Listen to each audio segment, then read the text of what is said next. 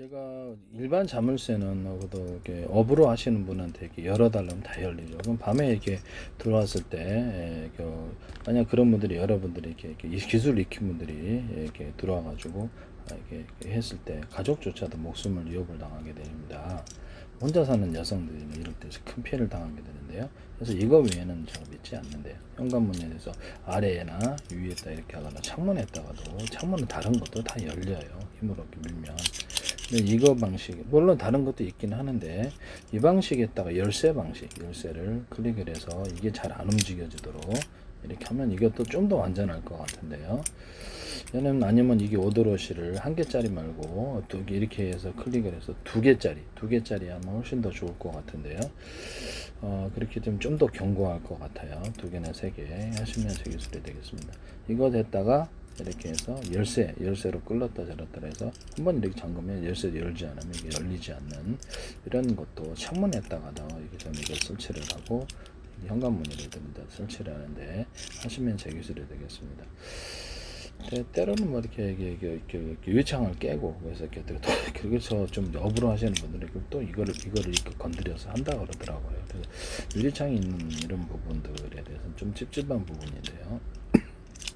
저도 이제 옥상 같은데 이렇게 이걸 설치를 해놨는데 카바를 또 씌워놨어요. 근데 거기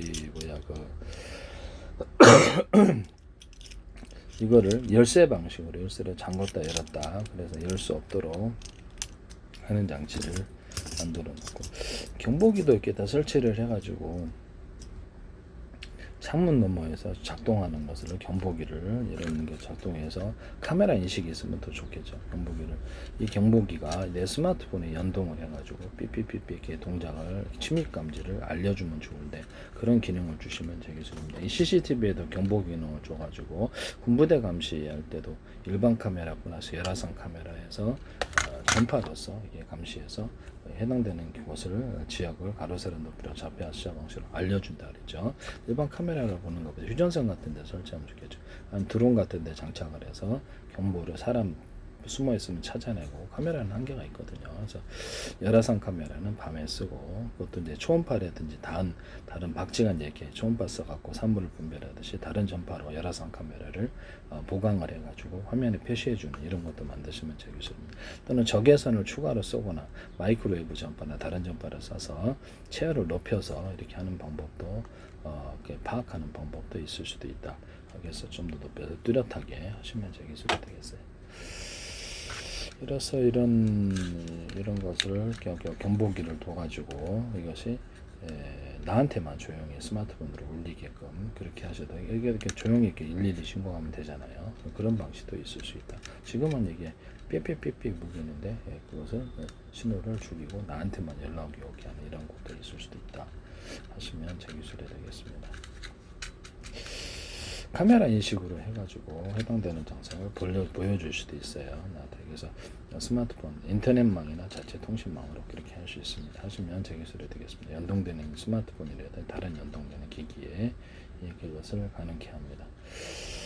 야외 나가서도 상당히 좋을 것 같은데 카메라 인식이 있으면 카메라 인식 경보기 나르시면 되겠습니다. 일반 CCTV나 이런 데다가도 전파 방식으로 경보 기능을 주시면 밤에 잘 안 보여요. 문제가 좀 있는 것 같아요. 열화상 카메라 방식으로 해서 CCTV를 만드시면 제 기술입니다. 열화상 카메라를 이렇게 딱 놔가지고 그래서 경보 전파로 하고 열화상 카메라 밤에 그것을 이렇게 우리에게 보여주는 이 두 가지가 같이 공존하면 좋고요. 쓰시면 아니면 열화상 카메라에다 탑재를 해서 그것을 이쪽을 같이 보강해서 보는 두 가지를 같이 보는 기능도 있을 수도 있다. 남의 기술을 무단으로 사용하지 맙시다. 또는 해당되는 사람 이렇게 출입하지 말아야 할 시간에 사람 출입했다 그러면 따로 저장하는 하루 종일 볼 필요 없이 따로 저장하는 기능을 쓸 수 있다. 일반의 어떤 오산시 통합센터나 일반 지자체 서울시에서도 112에서도 함부로 쓰시지 마시라. 나중에 그래서 민형사 당하세요. 네네. 지자체 공무원 퇴직 후에도 정치 공무원이든 뭐든 간에 나중에 문제가 생기면 내가 외국에 팔았을 때 문제가 생깁니다.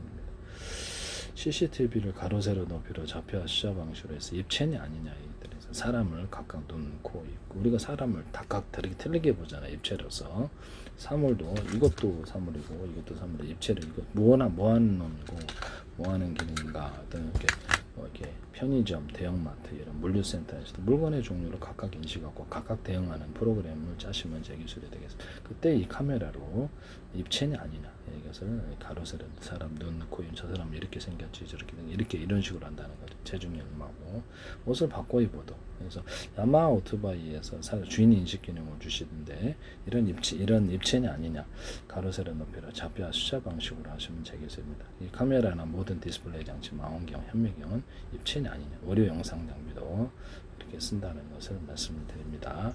또는 그 자율주행 차량이나 드론 같은 데는 움직일 수 있는 범위와 움직일 수 없는 범위 또 움직이는 것과 움직이지 않는 것 구별을 하거나 드론 같은 데 어떤 사람이나 이렇게 카메라 장착에 사람이나 일반 CCTV 카메라도 가능해요. 이렇게 뭐 차량 움직이는 것들 일련 번호를 따라서 움직이지 않는 것도 가능해요. 그래서 일련 번호를 따라서 각각 대응하는 이런 방식을 선택하거나 적군 지휘관들만 이렇게 잡는다든지 운복 입은 사람만 잡는 특정 차량만 추적한다든지 그것만 공격한 이런 기술이 가능합니다. 해당된 카메라로 건물 같은데 이렇게 물줄기를 달아가지고 건물 같은데 가로 세로 높이를 지가 스스로 좌표와 숫자를 짜고 움직일 수 있는 범위와 움직일 수 없는 범위를 해서 청소도 하고 수방도 하고 시치고 자율주행 차량에 다르고 어떤 건물에 생성한 건물에 들어가더라도 지가 가로 세로 높이로서 짜서 입체면 안 부딪히는 기술을 쓰고 입체냐 아니냐 이런 기술을 쓴다라는 거죠. 그래서 안에서 움직일 수 있는 범위와 움직일 수 없는 범위를 제가 스스로 구별할 수 있습니다. 원형 진공청소기에서 로봇도 카메라를 달아가지고 움직일 수 있는 범위와 움직일 수 없는 범위를 가로 세로 높이로 지가 스스로 좌표와 숫자를 짭니다. 이 기술을 하시면 제 기술 입체면 안 부딪혀요. 사람이 됐든 뭐 이렇게 책상 다리가 됐든 회피해 갑니다.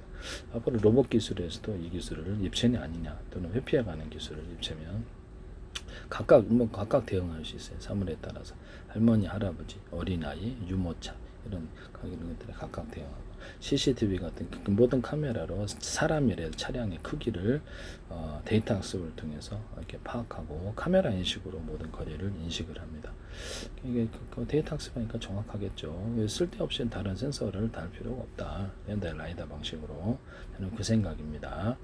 이 카메라 인식 기술이 이제 앞으로 전 세계적으로 제 걸 쓰게 되리라고 저는 생각하는데 이 카메라는 뭐 망원경 이런 거 카메라 전 세계로 수천조 분의 수백조 분의 가로 세로 높이를 잘라서 0.1cm나 0.3cm 좌표와 시야 방식의 내비게이션 맵 지도를 만들고 우주지도, 바닷속 육지도, 지하지도 이렇게 구청 같은 데서 가스관 매설한 거 그 지도 주면 자기네들이 딱 파악해서 피해서 공사하고 사람의 몸체, 로봇의 몸체, 여기 자세 제어에도 사용하고 가로 세로 높이로 해서 의료 영상 장면을 촬영하겠죠. 그래서 비행체나 이런 것들도 가로 세로 높이로 배 같은 데도 가로 세로 좌표와 숫자 방식으로 그래서 자세를 제어하는데 사용합니다. 로봇 같은 데도 여기 10 전기 10 여기 20 주고 이쪽은 어떤 동작이나 어떤 무게를 들 때 이럴 때도 자동으로 그것이 이제 데이터 학습을 해서 자동 프로그램 넘어가서 다음에는 의사결정을 빨리 해서 동작을 굉장히 자전거 처음 탈 때는 익숙하지 않죠. 서투르지만 동작을 반복할수록 자동 프로그램으로 넘어가게 되는 거죠. 익숙해지듯이 이제 그런 인간과 같은 학습을 하게 된다는 거죠.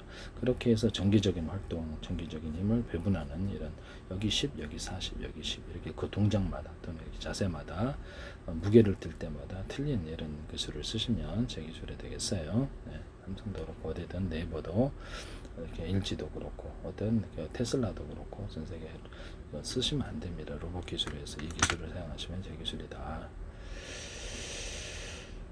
무단으로 쓰시는 분들이 너무 많아요. 이게 문제가 좀 크다고 저는 생각하는데요. 페이스북에 국정원 행정장 노동부 경찰청 서울시 인천시 국가의 기관이 20몇 개 광고가 된 하부터 이게 YTN에도 제 기술이 쏟아져 나오고 이게 되게 그 지적재산권은 민영사를 갖고 있는데 외국에서 제 기술을 샀을 때 나중에 큰 벌금 내세요. 이제 징벌배상을 받게 될 수도 있습니다. 네네. 제품에다가 제 기술을 적시를 해놓고 만약에 가상적으로 전세계가 간다 그러면 이제 그렇죠. 거기다가 기술을 이렇게 남들이 다 아는 기술을 일단 명시를 해놓으시면 나중에 크게 징벌배상을 받거나 회사 존립에도 문제가 있을 수도 있다라는 것을. 그것도 기술을 많이 가져가신 만큼 내 기술이 무슨 모둠입니까? 거기 몇 시까지가 다 있게. 내가 어쩌고 그쪽하고 연락도 없고, 이렇게 삼성하고도 연락하고 싶지 않아요. 그래서 혹시라도 내가 자기네들이 이렇게 기술 개발했다, 뭐 여기도 이렇게 했는데 내가 너네보다 더 먼저 했다, 뭐 이렇게 내가 더 많이 한다 이렇게 할까봐 좀 걱정돼서 연락하지 마세요 저한테. 뻔하니까. 대기업이라는 게 일부 대기업들이 그런 경우가 있으시더라고요. 그래서 저는 그래서 아예 그냥 원천 거절합니다. 그런 경우는. 그래서 제 기술이 내가 그쪽 회사 기밀을 압니까? 내가 내 기술이 왜 몽땅 거기 다가 있고 내가 거기서 얘기하지 않는 기술인데 내가 어떻게 다 해? 말이 안 되죠. 네네. 내가 뭐 신입니까? 그쪽 회사 기술을 다 알게? 내 기술을 무단으로 쓰신 분들에 한해서 YTN은 제가 기술을 설명을 했던 것을 말씀을 드립니다. 내 기술 무단으로 쓰지 마세요. 그리고 왜 모든 물어 다 갖고 와서 몽땅 기술 쇼핑도 아니고 이것도 좋게 보이고 저것도 좋게 보이고 이것도 하면 큰 돈 벌 것 같고 저것도 하면 큰 돈 벌 것 같고, 갖다 쓰는 게 50개도 넘을 것 같은데 어떤 기업은 쓰시지 마세요.